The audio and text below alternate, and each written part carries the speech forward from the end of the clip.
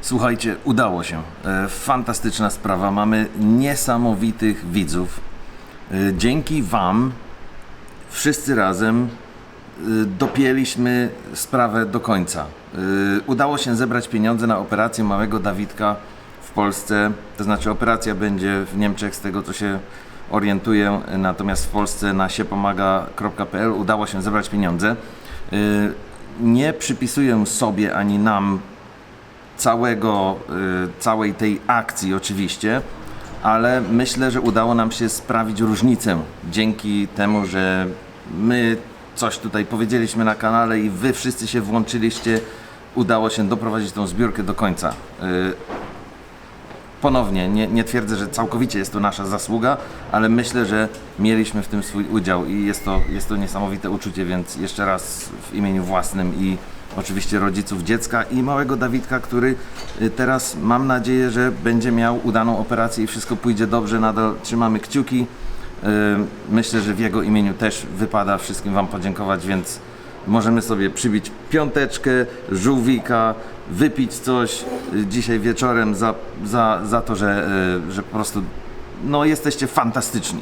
Tyle mam do powiedzenia na ten temat.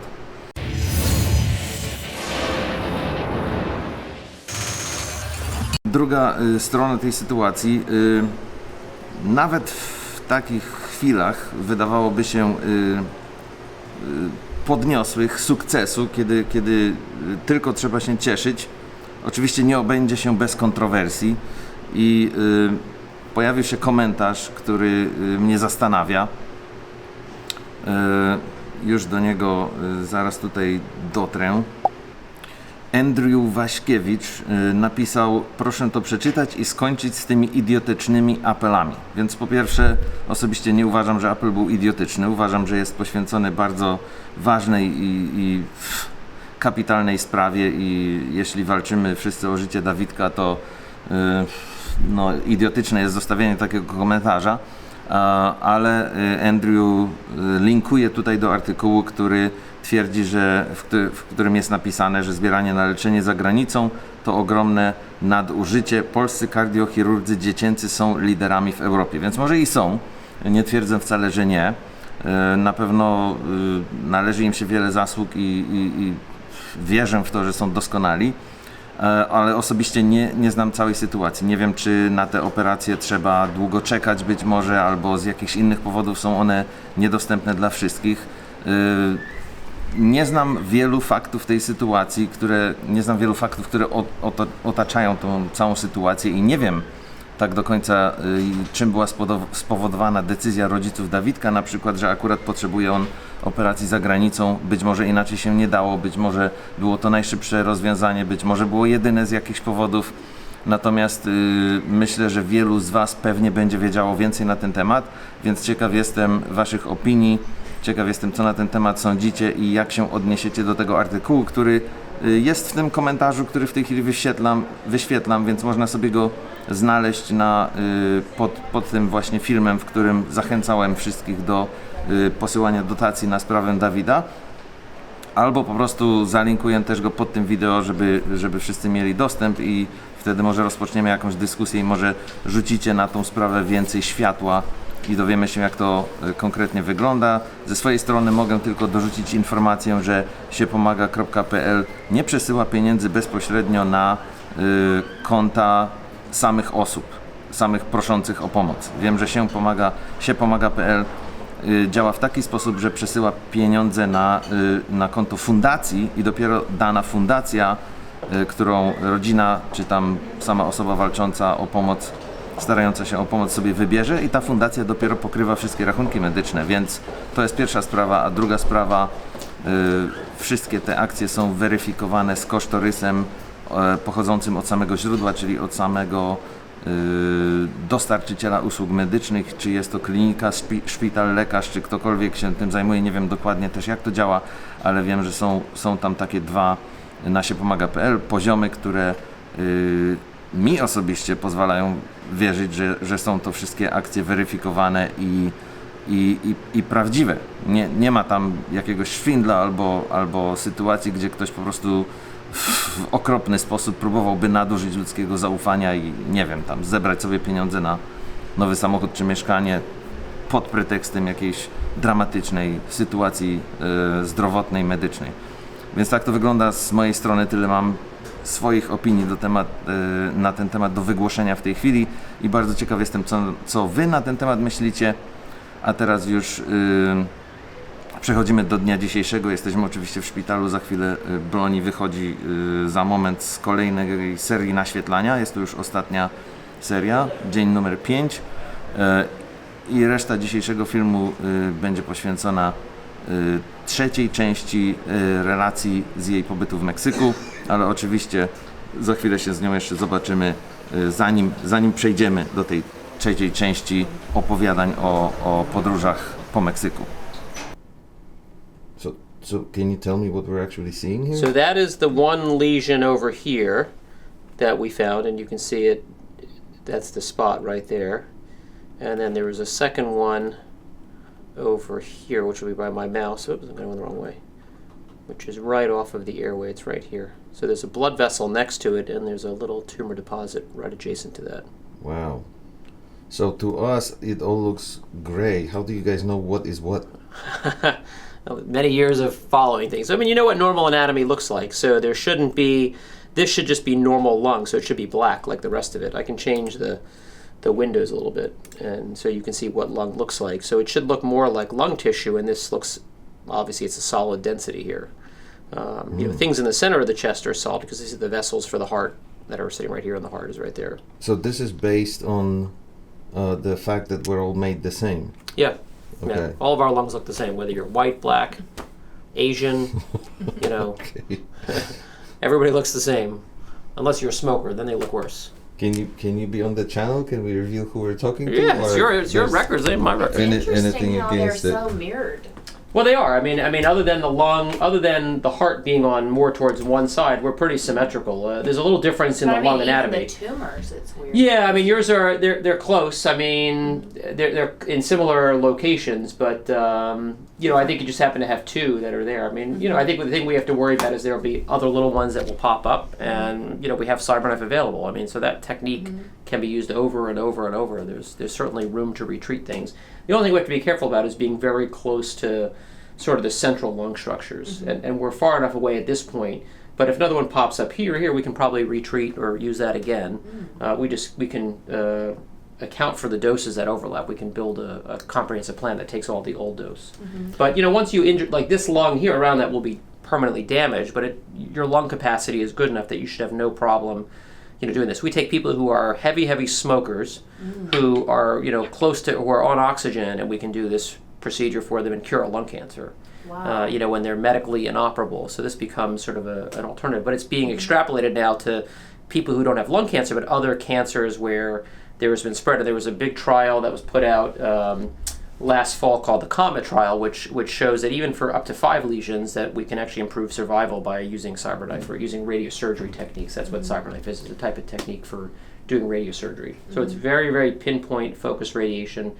When you saw the machine moving around you, it was basically firing a beam from here and a beam from here and a beam from here, and where all of those beams come together and meet, there's a high dose of radiation. But each of those little beams is very low dose overall.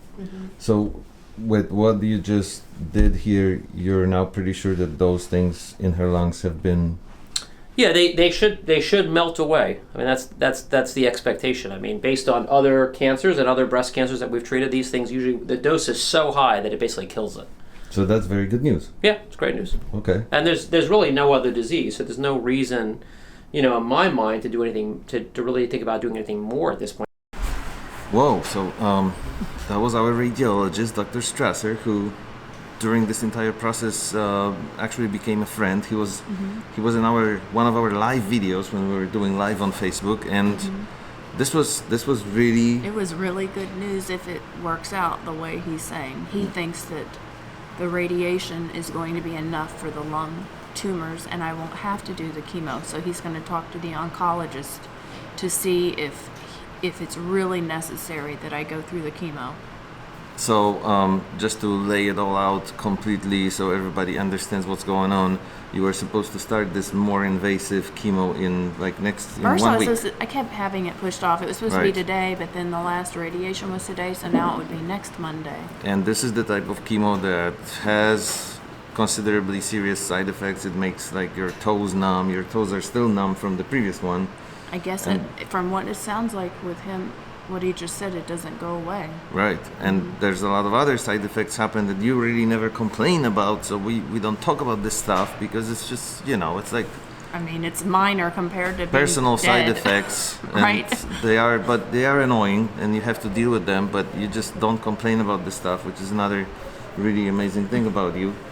But now there's a small chance, a window that just opened, that perhaps we can avoid this next round of the more invasive chemo. And even if you can't completely avoid it, then it's going to be pushed away in time, you know. Well, we'll see what happens if the oncologist agrees with Right. him, and I hope that she does. So that's, in other words, like one of the greatest news you ever The got best since news the I've whole, gotten in the last treatment started. Well, since we found out that this cancer has grown, this is the best news I've gotten about it. I don't want to be all excited and then have it not be true, but it would be very nice to not have to go through that again. Right. So And I'm glad I didn't cut my hair off like I said Yeah. I was gonna do. I said earlier that you're gonna come out and just talk about this today's treatment, and then you're done with the radiation for now. But this is actually way better news than we were expecting. So that's awesome. Do you want to see what I have to wear every time? They Yeah. gave it to me Yeah. so I could make a Halloween costume out of it. if I Already? wanted. This is what I have to put on. That's pretty neat. So I It said that looks I like could, a Fortnite outfit or I something. said that if you got angry at me, I could just put this on and then you can throw balls at me instead. Oh, okay, because they'll bounce back. It looks like those Nerf ball target Uh-huh. things. Maybe if I throw ones with like a sticky thing, they will just stay on. Yes, exactly. That's what I was thinking. Oh, okay. I thought you meant they would bounce back. No, no, no. It does look like a little bit of like a Fortnite outfit. Or one like of a referee outfit, but really. Okay, my intention was for this right now to be an intro to the third part of your Mexico trip episode, but I think it's getting too long for that. So maybe we'll just put together a separate one from this. Okay, so now we go on.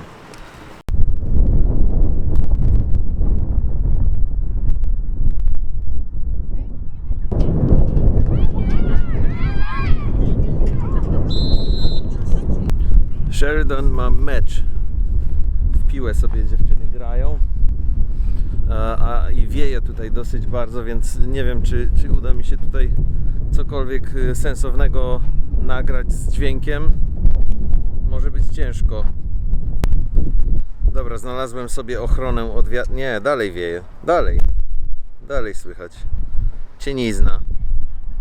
Dobra, nagramy sobie z wozu. Będzie trochę lepiej, przynajmniej jeśli chodzi o dźwięk.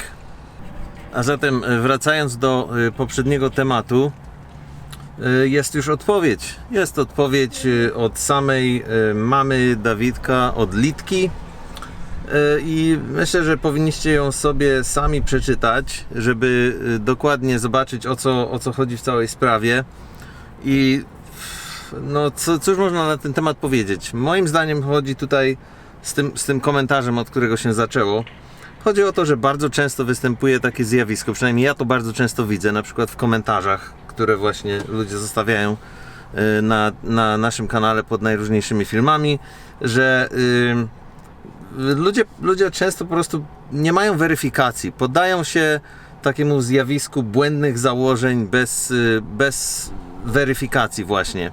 Zamiast zadawać więcej pytań i dowiedzieć się czegoś dokładnie, to przeczytają jeden artykuł albo po prostu wydaje im się, że coś wiedzą i od razu komentują i nazywają, tak jak w tym przypadku, na przykład sytuację idiotyczną. A potem jak się okaże, jakie są konkretnie warunki danej sytuacji i dlaczego dana decyzja została podjęta, to właśnie wychodzą na takich jak wychodzą i się okazuje, że lepiej po prostu byłoby się właśnie czegoś dowiedzieć, niż używać epitetów, niż pochopnie osądzać sytuację bez dostatecznej ilości informacji. I na tym zostawię ten temat. A gdzie Dawid? Na patreon.com. Nic dla takich wspierających, nie ma nowego postu. Już jest, więc zapraszam. Jak fajnie się to ogląda. Kiedy następna część? No cieszę się bardzo, że się fajnie ogląda. Miała właśnie być w tym filmie następna część, ale już się bardzo wydłużył, tak jakoś naturalnie się złożyło. A zatem następny film na kanale to trzecia część i trzecia i ostatnia z wizyty Bloni do Meksyku i motylowego zawrotu głowy. A dzisiaj już dziękuję Wam za uwagę i do zobaczenia wkrótce.